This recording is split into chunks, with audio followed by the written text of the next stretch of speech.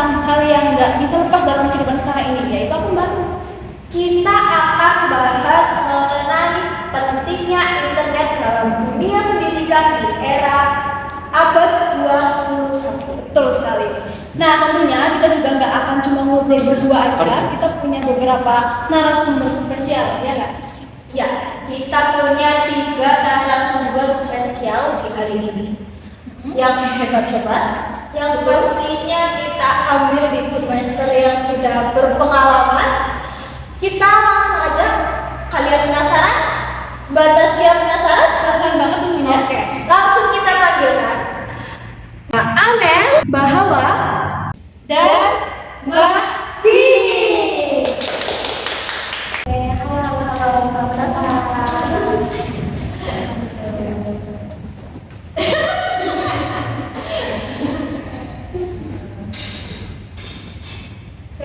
Gimana nih kabar kalian, guys? Ya, alhamdulillah. Gua ada di semester akhir ya. Kelihatan ini sudah mulai jurnal. Karena lagi pusing nyari judul pastinya. Nah, sebelum kita ngobrol lebih lanjut, lebih enaknya kita kenal dulu nggak sih? Iya, biar lebih kenal. Tak kenal, apa tak? Dari panggil ya. Perkenalkan, nama saya Amelia Gamatumila, bisa dipanggil Amel ya. Saya mahasiswa semester akhir, semester 6. Ya, sudah kelihatan kan wajah-wajah semester 6 kayak gini. Ya, sekian dari saya. Kayak Mbak Amira, ya. Udah semester berapa sekarang? Belum, semester 6. Semangat mencari judul. Proses. Semoga dimudahkan dan lancar. Amin. Oke, next. Bahwa silakan perkenalkan diri. Ya, perkenalkan, saya Triha Nurdianti, biasa dipanggil Hawa. Saya dari semester 6, ya sampai saat ini masih pusing. Menuju skripsian itu sangat-sangat membuat pusing ya. Iya, Mbak. Bahwa salam kenal ya dari semester 6. Iya. Kemudian lagi pusing banget, Pusing banget. Gimana nih, jam berapa? Kayaknya pusing. Oh ya, kelihatan itu. Apa yang pasti dia tidur subuh tuh karena cari jurnal. Nonton apa itu? Nonton Korea. Gak mungkin ya. Kayaknya baca ini sih masih teladan. Langsung saja. Yang terakhir harus berkenalin. Mbak Dini, silahkan perkenalkan diri Anda. Ya, perkenalkan, saya Dini Aska Muhalifah.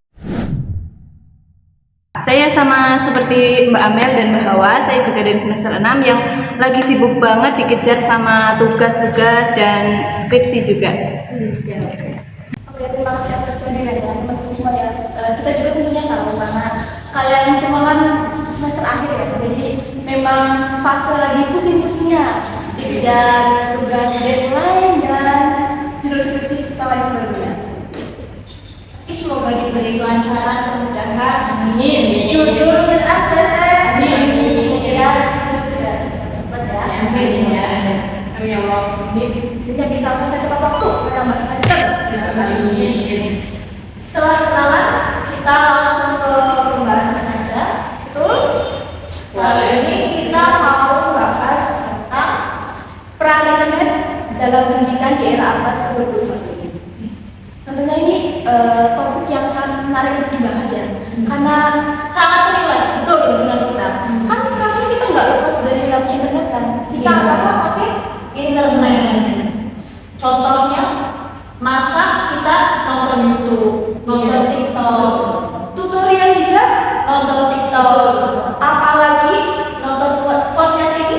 tentunya Kalau internet semuanya butuh internet.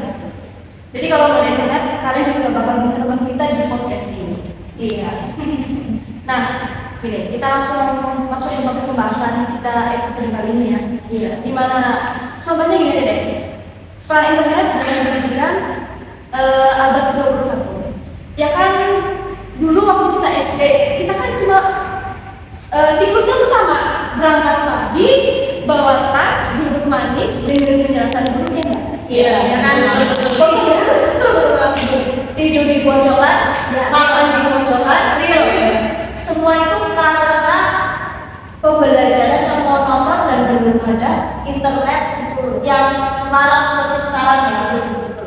Nah, menurut teman-teman semua nih, dampak dari internet di era sekarang ini tuh khususnya dalam cara belajar ya, itu seperti apa sih?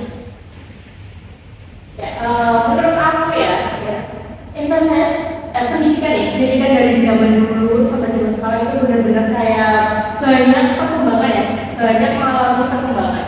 Kalau dulu itu bener ya yang tadi dikatakan sama kelas kita, kayak dulu itu benar-benar monoton pembelajarannya, karena mungkin kita berangkat harus dengerin dulu. Kalau kita nggak dengerin dulu, kita nggak tahu dapat apa. Belum ditambah kayak kita main di kelas nih, tak sama teman, coret-coret buku, coret-coret meja, apa yang kita dapat? Berarti ketika guru mengasih kita PR ya, tugas rumah, kita yang bingung, kita tanya ke rumah ke ibu, ke bapak, Ujung-ujungnya yang ngerjain Oh, kita lupa. kita kita kurang merasa sama dalam mempelajari materi yang kita lagi bagus. iya. Belum lagi kalau misal orang tua nggak tahu, nah kita bingung nih, bagaimana ya kalau gitu ya? Kalau sekarang bisa tanya ke internet. Nah iya, kalau sama dulu kita harus ke perpus, kita baca buku, kita nulis pun harus disimati. Ini masuk gak ya sama materi yang sedang kita bahas? Kayak gitu. Itu sangat-sangat menguras energi. Makanya anak-anak zaman dulu itu minus dalam minat belajar gitu loh. Malas karena kayak aku gitu. Belajar tuh harus gini, kayak ada konsekuensi. Misal kamu nggak bisa ini, nanti kamu belajarnya kurang ini. Disalahin. Jadi mereka tuh down anak-anaknya kan sering dibalik sama orang tua. Jadi adanya internet itu sangat-sangat membantu. Kayak sekarang tuh banyak platform ya pembelajaran untuk memudahkan akses anak belajar. Jadi kayak meningkatkan minat siswa dalam belajar. Yang nggak suka jadi suka karena melalui game atau melalui apa gitu sih. Jadi intinya kalau menurut bahwa internet itu berdampak positif di dunia pendidikan, terutama di era sekarang ya, itu misteri banget. Ya sih, karena saya setuju dengan apa yang disampaikan oleh Mbak bahwa kayak sekarang kan jadi kita tuh bisa cari model belajar yang kita inginkan. Kayak aku pribadi nih, aku tipikal orang yang nggak terlalu suka baca, aku lebih suka nonton. Jadi aku pilih nonton video pembelajaran ketimbang baca buku pelajaran. Jadi itu menurut aku internet itu sangat membawa dampak positif dalam kehidupan aku, khususnya dalam cara belajar ini.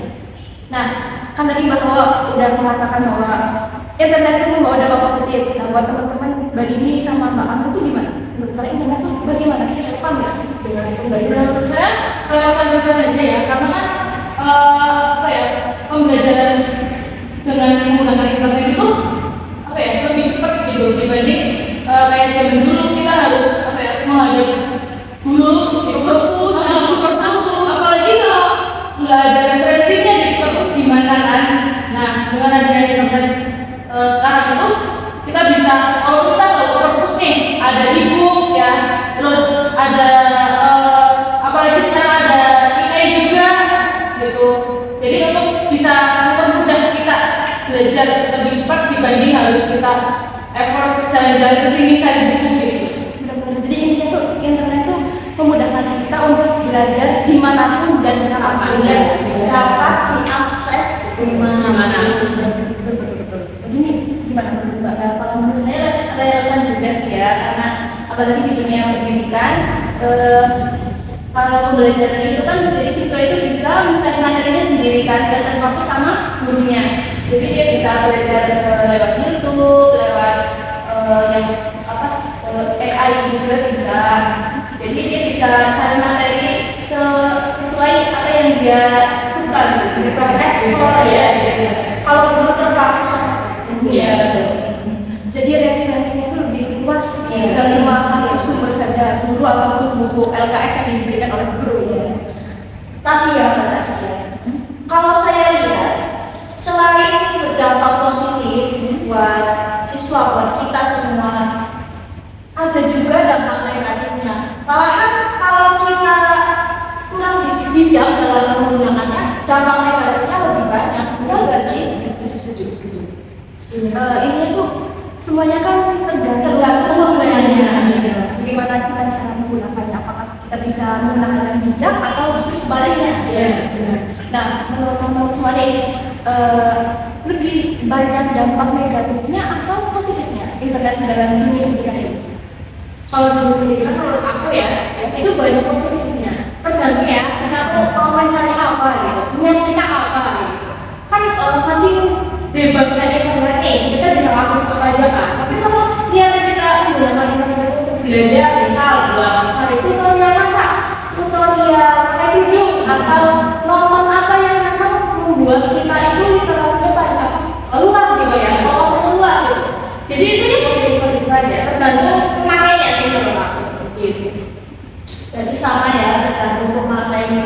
Tapi ya kalau kita dari awal udah niat nih, dari awal udah niat mau belajar, mau buka misal referensi di Google atau di YouTube, tapi malah ke distract ya. Aplikasi yang lain, bisa scroll TikTok, niatnya cuma refreshing 5 menit,